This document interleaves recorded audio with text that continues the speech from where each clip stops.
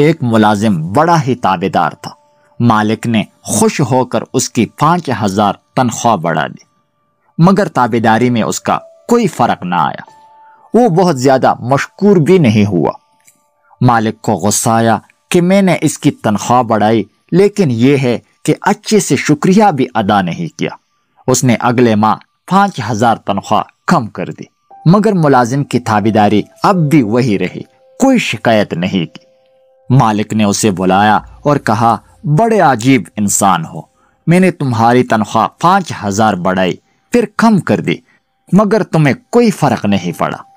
ملازم نے کہا، آپ نے کیا خود کو رازق سمجھ لیا تھا؟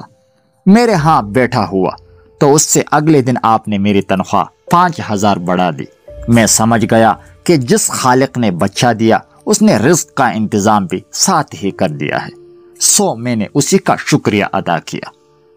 پھر جس دن آپ نے تنخواہ کم کر دی اسی دن میری والدہ وفات پا گئیں۔